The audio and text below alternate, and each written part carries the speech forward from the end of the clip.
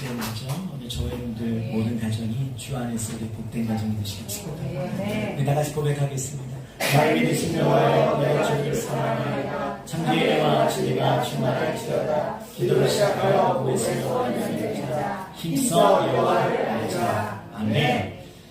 우리 한번 잘 계신 분들에게 이 여호와를 기뻐합시다. 여호와를 기뻐합시다.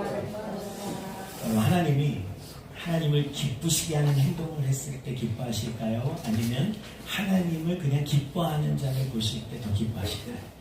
둘 중에 어떤 걸까요? 뭔가 하나님을 기쁘시게 할 때 하나님이 우리를 보시고 흐뭇해 하실까요? 아니면 그저 그냥 하나님을 보고 좋아하는 우리들을 보시고 더 기뻐하실까요? 여호와를 기뻐하는 자. 우리가 하나님을 막 기쁘시게 하려고 막 뭔가를 애쓰는 것보다 더 중요한 게 뭐냐면 그냥 하나님 자체를 기뻐하는 거예요. 예배 때 우리가 하나님을 위해서 뭐 준비하고 하는 것도 중요하지만 그러나 하나님이 더 바라시는 것은 그냥 이 자체에 오늘 하나님을 예배하러 온 것 자체를 기뻐하는 거예요. 그럴 때 여러분 하나님이 은혜를 주시고 하나님이 떡 하나라도 더 주시지 않겠어요? 정말 그냥 나를 기뻐하고 정말 나를 좋아해주고 그럴 때 여러분 하나님의 마음도 그를 얼마나 사랑하시고 기뻐하시겠습니까? 그래서 오늘 저는 우리 예배가 하나님 앞에 너무 엄숙한 예배, 물론 우리가 진지한 건 좋지만 너무 진지해서 우리가 심각한 얼굴을 가지고 오늘 이렇게 예배하는 자가 아니라 정말 예수님께서 다 이루셨다. 여러분 시험이 끝났을 때 기분이 어때요? 방학이 끝나가니까 이제 기분이 안 좋은 것 같아요. 자, 제가 처음 그 말씀드렸죠. 방학한 날 그 초등학교 아이가 할머니한테 지나가서 뭐라 그래요? 정말 기분이 좋아요. 너무 좋대. 그냥 방학을 해서. 근데 그 아이가 지금 어떨지 모르겠어요. 이제 개학이 다가오니까. 여러분 예배 때 하나님 우리 얼굴을 이렇게 보신다고요. 하나님은 아이콘이잖아요. 우리에게 얼굴을 지어주신 하나님. 그래서 마음의 정신의 상태가 꼴로 나타나는 거예요. 그래서 얼굴이라고 우리가 표현하는 거잖아요. 여러분 하나님을 기뻐하는 거, 물론 여러분 정말 힘들고 어려운 가운데 계신 분들 하나님이 다 이해하십니다. 그런데 그냥 매일같이 360일 딴 데서는 막 좋아하고 교회 와서는 이러면 하나님이 참 너는 도대체 내가 너를 지었는데 내가 너를 낳았는데 너는 왜 밖에서는 그렇게 잘하고 다니면서 집에서는 왜 이 모양이냐 그런 소리 들으면 되겠어요? 여러분 우리가 하나님 앞에서 가장 기뻐하는 하나님 앞에서 즐거워할 수 있기를 바랍니다. 여러분 오늘 본문 화평케 하는 자라는 제목으로 말씀을 나눌 텐데요. 오늘 본문이 기록된 마태복음 5장은 예수님의 팔복에 관한 교훈이에요. 팔복은 하나님의 백성이 이미 받아 누리고 있는 또 장차 완전하게 이제는 누리게 될 8가지 복에 관한 말씀입니다. 자, 그 중에서 오늘 우리가 나눌 말씀이 7번째 복인 화평하게 하는 자에 관한 말씀입니다. 자, 화평한 자에게 복이 있다는 게 아니라 화평하게 하는 자에게 복이 있다라고 말씀하고 있어요. 그럼 먼저 화평이란 무엇일까요? 히브리어 샬롬 이렇게 말하죠. 또 헬라어로는 에이레네, 영어로는 peace 이렇게 말해요. 이런 평화, 번영, 안정, 화목 뭐 이런 뜻을 갖고 있습니다. 우리말 사전으로 화평을 검색해보면 갈등이 사라지고 서로 조화와 평안을 이루고 있는 상태, 이것이 바로 화평이다라고 말씀합니다. 그렇습니다. 오늘 본문에서 예수님이 말씀하신 이 화평이라는 것은 단순하게 그냥 다툼이 없고 전쟁이 없는 고요한 상태, 평온한 상태가 아니라 이것을 이겨내고 진정한 조화와 평화를 이룬 상태랍니다. 그러니까 여러분 로마 시대 때 팍스 로마라고 해서 로마 시대 평화가 이루어졌어요. 근데 그 평화는 어떤 평화? 공포의 평화입니다. 조금만 반기를 들면 그냥 늑다리같이 달려가서 그래서 로마의 길은 모든 길은 로마로 통한다는 얘기가 왜 나왔습니까? 군대가 출동할 수 있도록 도로를 다 정비해 놓은 거예요. 사방팔방으로 모든 도로를 뚫어놔서 저기서 뭔가 반란이 일어나면 즉시 가서 군대가 제압해버려요. 그래서 그들은 두려워서 로마 황제 앞에 신처럼 받들면서 그들은 어쩔 수 없이 거기에 그냥 순응하며 따라갈 수밖에 없어요. 그래서 표면적으로는 평화가 이루어졌지만 그 안에는 공포와 두려움이 어마어마했습니다. 오늘 예수님이 주시는 평화는 그게 아니라는 거예요. 너 교회 안 오면 내가 오늘 너 심판해버릴 거야. 그런 하나님이 아니야. 너 예배 시간에 졸았지? 너 알아서 해. 너 두고 봐. 하나님 그런 분이 아니라는 거예요. 하나님께서는 오늘 저와 여러분들 사랑하시고 아끼시고 우리를 인내하시고 기다려주신 하나님. 자, 그런데 우리가 세상을 살다 보면 화평을 유지하는 것이 여러분 정말 쉽지가 않아 보이죠. 여러분 창세기 3장에도 보시면 에덴 동산이 얼마나 화평하고 평화로워 보였습니까? 근데 거기에 꼭 누가 나타나요? 뱀 같은 바로 사탄이 와서 그 화평을 깨트린단 말이죠. 심리학에서는 이렇게 화평을 깨트리는, 가정 안에도 그냥 화평을 깨트리는 자, 또 직장에서도 화평을 깨트리고, 교회 안에서도 화평을 깨트리고, 친구 사이에서도 화평을 깨트리고, 그런 자를 뭐라고 부르냐면 심리학에서는 바로 트리거라고 부른다. 트리거. 자, 여러분, 전문가들이 말하는데요, 트리거란 과거의 상처나 경험을 자극해서 감정을 폭발시키는 이 방아쇠와 같은 것이다 라고 설명을 해요. 예를 들면 배우자의 그 특정 말투나 뭐 부모님이 이렇게 한숨을 푹 쉬셔도 그것이 트라우마처럼 어렸을 때 그거에 대한 트라우마가 있는 사람은 그것 때문에 굉장히 막 마음속에 감정이 요동치기 시작합니다. 또 자녀의 무심한 태도, 또 언행, 뭐 순식간에 그냥 그것이 그냥 자녀는 무심코 했던 말인데 그 부모의 마음에 어렸을 때 그 아픈 기억을 건드려서 큰 다툼이 일어나도록 만드는 것이죠. 이에 대해서 하버드 심리학자 수잔 데이비드 박사는 그 연구 논문에서요, 우리를 화나게 하는 것은 현재의 사건이 아니라 그 사건이 건드린 과거의 상처이다, 이렇게 여러분 말하고 있습니다. 문제는 이러한 트리거가 평소에 멀리 있는 사람들하고는 별로 일어나지 않는다는 거예요. 처음 만난 사람하고는 별로 트리거가 작동을 안 하는데 가까이 있는 사람일수록 이 트리거가 자주 발동할 수 있다는 것이죠. 왜 그러냐면 가까운 관계일수록 이 감정의 형성이 깊이가 더 굉장히 깊어진다는 거예요. 그래서 그 깊은 감정을 건드리기 때문에 어떻게 저럴 수 있을까? 어떻게 나한테 저럴 수 있을까?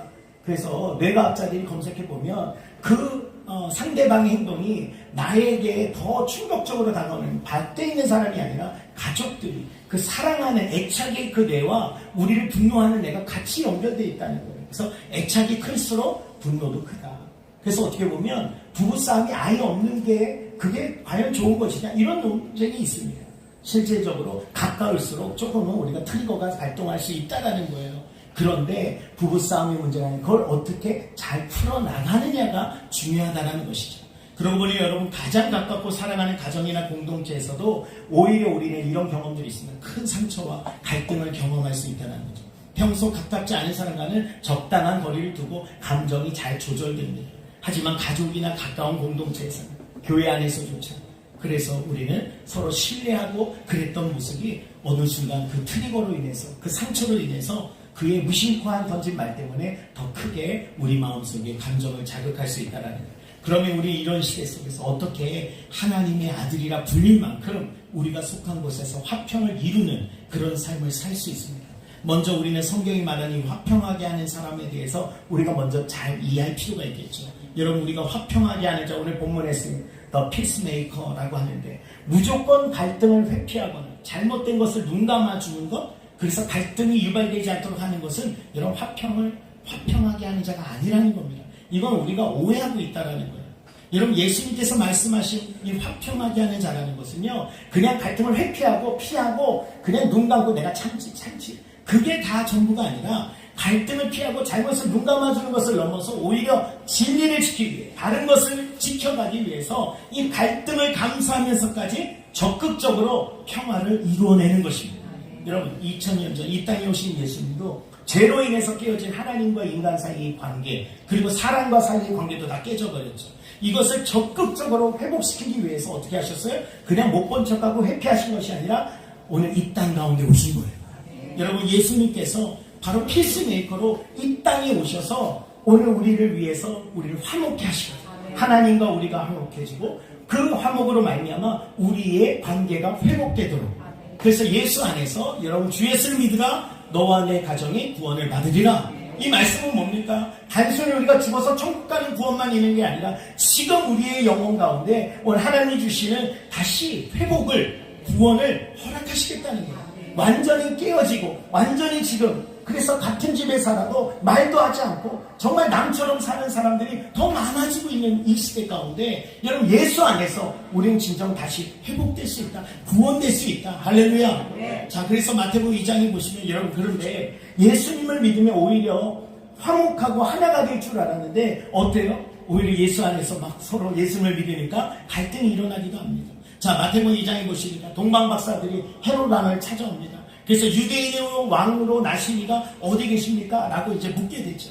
자, 그런데 이 사실을 들은 헤롯 왕이 나중에 그들로 하여금 돌아올 때 꼭 나에게 얘기해달라. 어디에 누가 났는지 얘기해달라. 왜 그랬을까요? 헤롯 왕은 굉장히 자기 권력력이 큰 사람이었습니다. 그래서 역사의 기록에 보면 그가 자기 아내, 그리고 장모, 그리고 자기의 세 아들 포함해서 그 모든 사람들 다 죽여버렸어요. 학살을 해버렸습니다. 왜 그랬을까요? 자기의 자리를 지켜내기 위해서. 혹시라도 자기가 죽으면 이 사람들이 자기 자리를 탐하면서 자기를 죽일까봐 먼저 다 죽여버린 사람들. 자기 아내고 장모고 아들이고 다 죽여버렸어요. 그래서 자기의 온전히 독재를 유지하려고 했던 것이죠. 그러니까 여러분, 이 헤롯 왕은 이 동방 박사를 통해서 메시아가 난다고, 유대의 왕이 난다고 자기 자리가 벌써 위협당하는 거예요. 지금 갓난아기를 가지고도 이렇게 위협을 느끼는 사람이에요. 그래서 어떻게 했냐면 그 소식을 듣고 그 메시아를 죽이기 위해서. 그런데 돌아오지 않았죠. 동방 박사들이 돌아오지 않았어요. 그래서 그냥 동방 박사들은 다른 길로 가버렸습니다. 이 사실을 늦게서 알고 난 다음에 어떻게 했는지 아세요? 베들레헴, 그 시간을 기준으로 베들레헴에서 그 지경에 있는 모든 포함된 그 지역에 있는 2살 미만의 아이들을 다 죽여버렸습니다. 물론 역사에 이것이 기록이 남아있느냐? 그렇진 않아요. 오늘 성경에만 나와 있는 일이에요.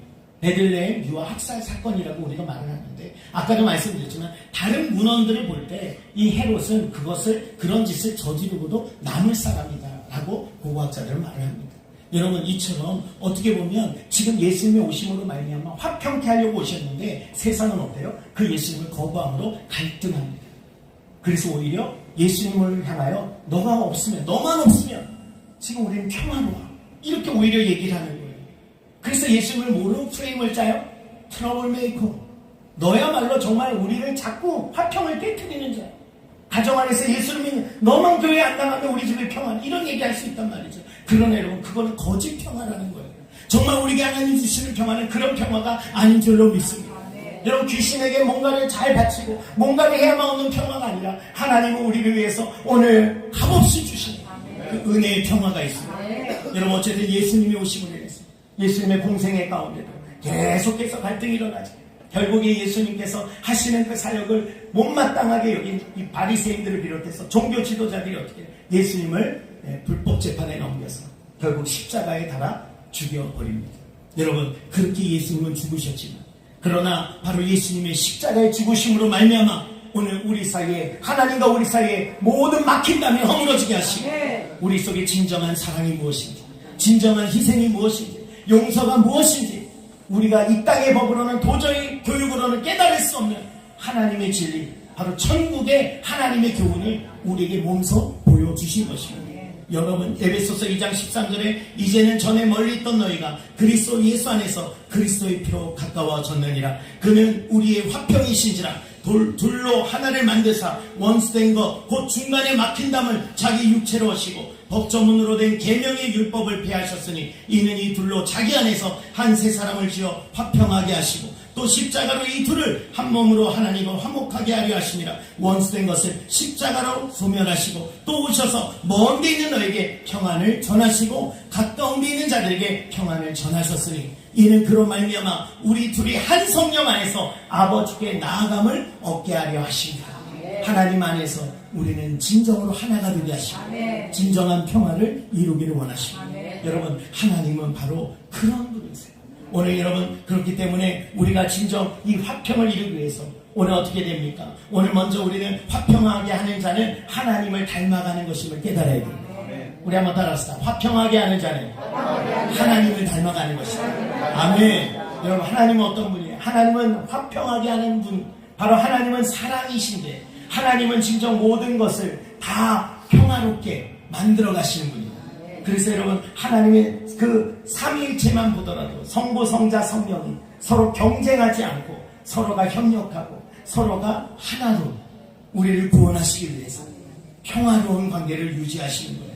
하나님은 그래서 오늘 우리를 구원하기 위해 평화를 우리에게도 주시기 위해 독생자 예수를 우리에게 보내셨어요. 뿐만 아니라 예수님이 이 땅에 오셔서 우리를 화목하게 하시기 위해서 바로 하나님의 말씀에 온전히 순종함으로 우리 십자가에 달려 죽으셨어요.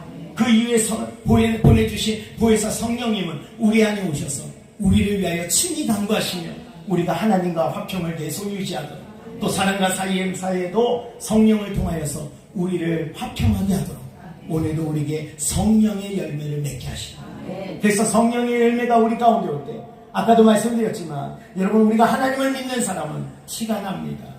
어떻게 티가 납니까? 여러분 얼굴에 여러분 티가 나는데 바로 하나님이 주시는 그 사랑과 희락과 기쁨과 평안과 온유와 그런 마음들이 우리 얼굴 속에 나타나게 되어 있다는 거예요. 할렐루야. 그러면서 우리 한번 옆에 있는 분을 잠깐 보면서 우리 한번 서로 보고, 말은 하지 마시고 아직 덜 익었구나 이럴 수 있어요. 아직 멀었구나. 뭐 저와 여러분 마찬가지. 물론 얼굴 보고 우리가 평가한다 그게 아니라, 여러분 그래도 우리 마음속에 하나님을 닮아가는, 왜냐하면 화평하게 하는 것은 하나님의 성품이기 때문에. 그래서 우리가 하나님을 바라볼 수 있어요. 여러분 붕어빵 기계가 있어요. 붕어빵 기계에다가 반죽을 넣으면 뭐가 나와요? 붕어빵이 나옵니다. 여러분 왜 그렇습니까? 그 틀 속에 들어가면 반드시 그 모양이 나오게 되어 있는 거예요. 우리가 오늘 하나님의 그 은혜 안에 틀 속에 들어가면 나도 모르게 붕어빵이 되는 겁니다. 한번 따라하세요. 옆에 있는 사람, 우리 붕어빵 되시고, 우리 붕어빵이 됩시다. 네? 아니 이상하잖아요. 아니 엄마 아빠 어쨌든 닮으면 되니까요. 닮을 수밖에 없어요. 그게 뭐 싫든 좋든 닮을 수밖에 없어요. 닮아요. 그러니까 이거는 뭐 내가 그 모습을 보면서 아우 저 인간은 도대체 누굴 닮아서 너 닮은 거예요. 너 닮은 거예요. 제가 가끔 놀랍니다. 문득 저도 놀랍니다. 저기 내가 서 있지?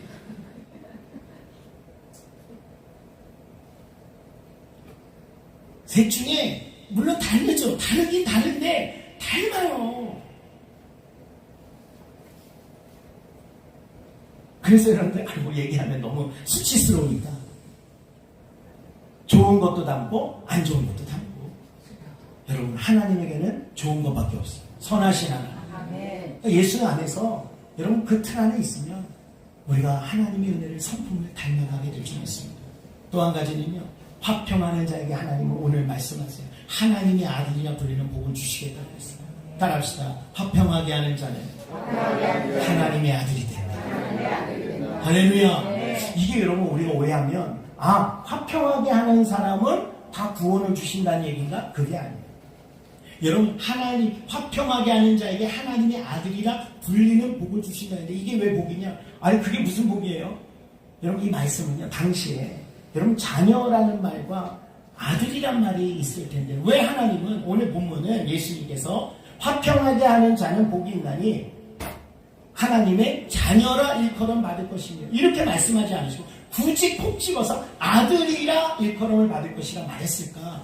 여러분 한번 생각해 보세요. 자녀와 아들 이게 무슨 차이가 있을까? 뭐 같은 거 아니에요 사실? 자녀도 child of God, son of God, right? 그럴싸히 맞대요. 자, 여러분 뭐 큰 자녀잖아요. 자녀 큰 의미에서 다 자녀잖아요. 근데 왜 아들이라고 부르셨냐면 이건 좀 당시의 문화를 우리가 이해했어요.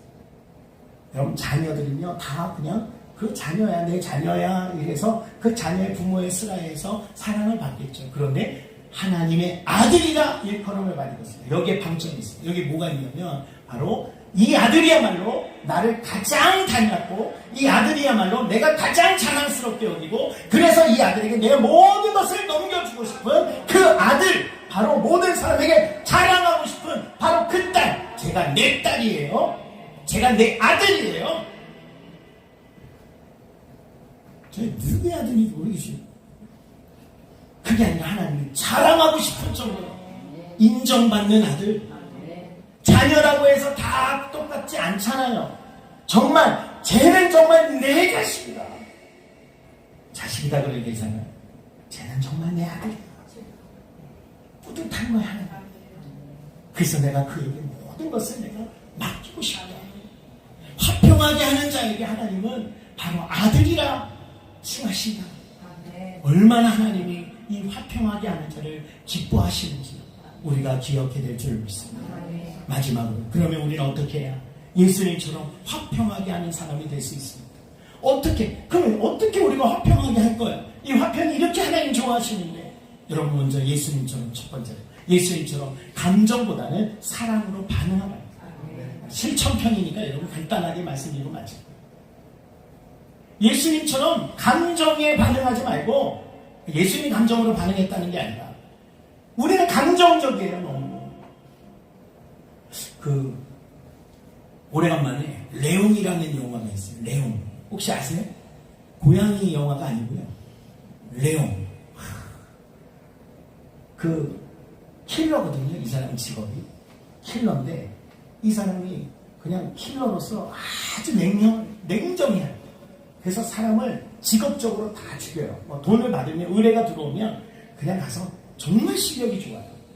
그런데 어느 날 이 옆집에 사는 한 10대 초반의 여자애가 그 가족이 다 몰살을 당해요.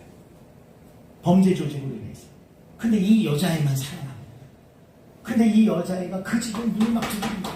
초인종을 막 두드리는데 이 사람은 총을 딱 대고 자기를 죽이러 온 사람이 혹시 어떻게 또 연루되기 싫습니다. 그래서 가만히 보고 있는데 마음의 감정이 움직이기 시작해요. 그래서 문을 딱 열어줘요. 그래서 그 아이와 마틸다라고 하는 여자아이인데 그 아이와 이제는 같이 동행을 하게 됩니다. 이 남자는 사실 이 아이를 잠시 보호해줄 뿐이지 데리고 다니고 싶은 마음이 없어요. 근데 이 아이는 자기 부모도 죽고 더 중요한 것은 자기 동생이 그 사람들에게 죽었어요. 그 집에서 총으로 맞고 죽었어요. 그 어린 동생이 복수하고 싶은 거예요. 그래서 저에게 사람 죽이는 법을 가르쳐 주십시오. 그러니까 말도 안 되는 소리죠. 그러니까 안 된다 그러는데 이 아이가 너무 그걸 원하니까 그래서 옥상으로 데리고 올라가서 유명 스타를 다 조준을 합니다. 그리고 이 아이가 방아쇠를 당기니까 그 유명한 사람이 경호원들이 그렇게 많은데 갑자기 운동을 하다가 갑자기 자기 몸에 푹 하고 맞은 거예요. 저는 죽은 줄 알았어요. 벌써 이렇게 한다고? 근데 그냥 페인트를 쏜 거예요. 연습을 계속 시키는 거예요. 그런데 이 사람은 계속해서 고민해요. 뭐냐면 나는 킬러로서 계속 살아가야 되는데 킬러에게 가장 결정적인 치명적인 약점이 뭐냐면 감정이 생기는 거예요. 이 아이를 보면 연민의 정이 느껴져요. 감정이 느껴지는 거예요. 너무 안쓰러워. 그래서 자기가 뭔가를 할 때 사람을 죽이려고 할 때 머뭇거리기 시작하는 거예요. 그게 치명적인 약점이 된다는 거예요. 여러분 어떻게 보면요 감정은요 우리를 좋은 쪽으로 이끌기도 하지만 때로는 감정이 우리를 전혀 다른 쪽으로 이끌어갈 수도 있다는 거거든요. 그런데 여러분 예수님께서는 정말 그 십자가의 고난을 다 당하실 때 그냥 당하신 게 아니에요. 예수님에게 막 돌 던지고 침 뱉고 사람들이 막 저주를 퍼붓고 심지어 일주일 전만 해도 호산나 호산나 했던 사람들이 예수님을 향하여 막 그냥 빨리 죽이라고. 여러분 요즘 댓글에 막 그런 얘기 들으면 사람들이 그것 때문에 연예인들이 너무 힘들다 그러잖아요. 그런데 대놓고 막 거기다가 뭐라고 해보세요. 얼마나 괴롭겠어요. 그럼 예수님도 감정이 있으니까 감정으로 반응할 수 있는 거 아니에요? 그런데 여러분 누가복음 23장 34절에 보니까 예수님이 오라고 하시는데 아버지 저들을 사하여 주옵소서. 예수님은 감정보다 무엇으로? 하나님의 사랑으로 반응합니다. 한번 따라합시다. 감정보다 사랑으로 반응해라. 여러분 하나님의 뜻이 그 사랑으로 오히려 그 감정을 이겨내시는 거예요. 우리 트리거는 감정을 건드려요. 그럴 때 우리는 감정으로 반응하면 여지없이 우리는 폭발해버립니다. 그러나 그때에 여러분 하나님의 말씀, 하나님의 사랑을 붙드셔야 됩니다. 그러면서 주님이라면 예수님이라면 정말 어떻게 하실까를 잠시라도 우리가 생각해보면 우리가 그 순간에 이겨나갈 수 있습니다. 또 한 가지 두 번째는요. 예수님처럼 상처보다 자신의 정체성과 사명에 집중하라는 거예요. 지금 예수님께서 막 나를 향하여 그렇게 못살게 막 비난하고 공생의 내내 예수님을 못살게 굴고 심지어 십자가에 매달아서 죽이려고 하는 그 사람들을 볼 때 얼마든지 그냥 못해먹겠다. 정말 다 그냥 끝내버리고 싶어. 그런 마음이 왜 없었겠습니까? 그러나 예수님은 요한복음 6장 38절 보니까 내가 하늘에서 내려온 것은 내 뜻을 행하려 함이 아니요 나를 보내신 이의 뜻을 행하려 함이니라. 예수님은 자기가 누구인지, 왜 왔는지, 내가 누구인지, 그리고 내가 무엇을 해야 되는지 여기에 집중하셨다는 거예요.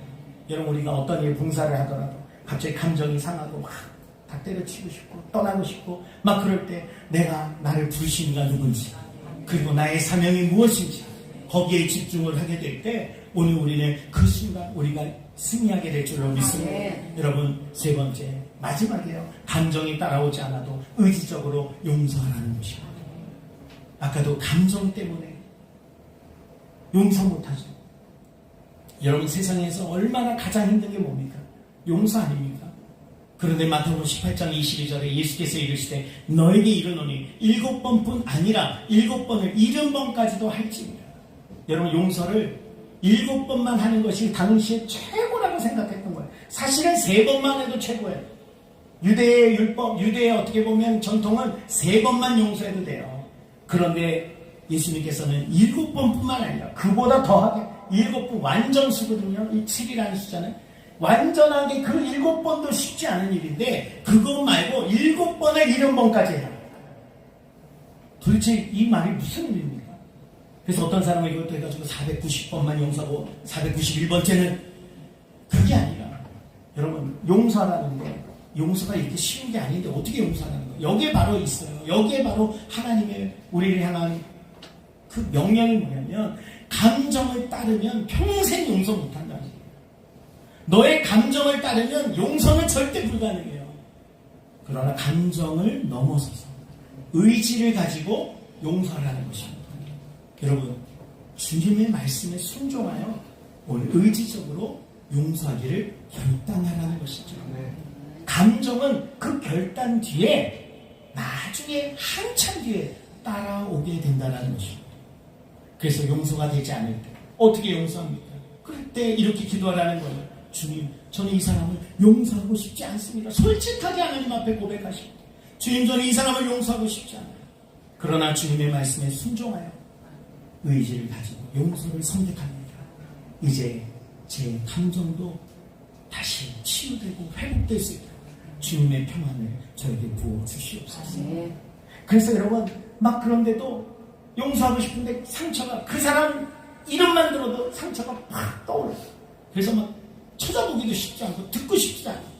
그때 여러분, 그 사람이 무엇을 나에게 했는가가 아니라, 자, 잘 들으십시오. 그 사람이 나에게 그때 어떻게 했지? 그것을 또 반복해서 생각하고 기억하고 되새기는 것이 아니라, 여러분, 그 순간에 그때 하나님이 나를 어떻게 위로하셨는가, 그때 하나님이 나를 어떻게 붙잡아 주셨는가, 은혜를 생각하라. 무엇보다 그래도 용서하기가 힘들어요. 그럴 때 여러분, 용서는 아까도 말씀드렸어요. 선택이 아니에요. 하나의 명령이에요.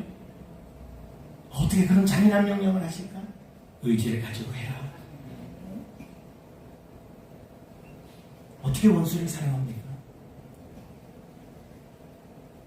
이 세상의 법으로는 불가능. 그러나 하나님의 법으로는 가능. 사람으로는 할 수 없어요. 하나님은 하십니다. 그 하나님이 하시고 우리는 뭐 하라는 거예요? 순종하라는 거예요. 그러면 하나님이 역사하시죠. 근데 어떻게 순종할 수 있냐? 그래도 하나님 나를 못하겠어요. 그럴 때 예수님 우리에게 보여주시는 거예요. 내가 너를 못하여 내가 너를 사랑한 것 같이 너희도 다른 사람을 사랑해. 예수님 나를 위해서 어디까지 사랑하셨어요? 죄인된 나를 위해 십자가에 죽으셨어요. 그것을 우리는 생각할 때, 내가 누구를 용서 못할 그런 사람이 아니라 나 또한 그 용서를 받은 사람이에요. 내가 누군가를 용서할 수 있는 사람이 된 줄로 믿습니다. 하나님의 은혜를. 마가복음 11장 25절에 서서 기도할 때 아무에게나 혐의가 있거든 용서하라. 그리하여야 하늘에 계신 너희 아버지께서도 너희 허물을 사하여 주시리라 하십니다. 이것은 하나님이 너 용서 안 하면 내가 기도 안 들어줄 거야 협박하신 게 아니에요. 너가 받은 은혜를 더 기억해. 할렐루야. 우리는 우리가 용서받은 자라는 것을 기억할 때 비로소 다른 사람을 향한 용서의 마음이 우리 안에서 살아날 수 있습니다. 우리는 용서받았기 때문에 용서할 수 있는 거예요. 용서받아봤기 때문에 우리도 용서할 수 있는 거예요. 상대의 자격이 아닙니다. 하나님의 은혜 때문에 용서하라는 것입니다. 그 사람이 어떠고 저쩌고가 아니라 하나님의 은혜 때문에 내가 용서하겠습니다. 마음에 여러분, 그래도 힘들 수 있어요. 그런데 하나님 앞에 다시 기도하셔야 돼요. 그래서 하나님, 분명히 하나님이 말씀하신 것은 너 감정대로 해라가 아니야. 70번씩 7번이라도 해라. 이것은 너 감정하고 상관이 없는 거야. 용서하라. 이게 바로 하나님의 뜻이야. 왜? 그 용서를 통해 너도 회복되고 그 상대도 회복시키시고 화평하게 하는, 그게 바로 오늘 하나님. 그래, 비로소 너가 내 아들이다, 네가 내 딸이구나. 하나님 눈물을 흘리시면서 하나님 안아주신다. 내 아들아 잘했어, 내 딸아 잘했어. 오늘 저와 여러분들, 우리가 있는 곳에서, 교회, 가정, 모든 곳에서 오늘 화평하게 하는 복된 조언 되시길 주님 축원합니다. 기도하겠습니다. 사랑의 하나님, 오늘 이 시간 가정 축복 감사 예배를 통해 화평하게 하는 자가 복이 있다고 말씀하신 이 말씀을 우리가 함께 나눕니다. 하나님, 우리가 이 세상 살아가면서 많은 일들과 사람들을 통해 상처와 아픔을 겪지, 우리는 예수님을 바라보며 또 하나님께서 내게 주신 은혜를 생각하며 하나님이 그토록 바라시는 시하여 진정한 화평을 이루어가는 하나님의 자녀로 살게 하여 주시옵소서. 감사드리며 예수 그리스도 이름으로 기도드립니다. 아멘. 할렐루야.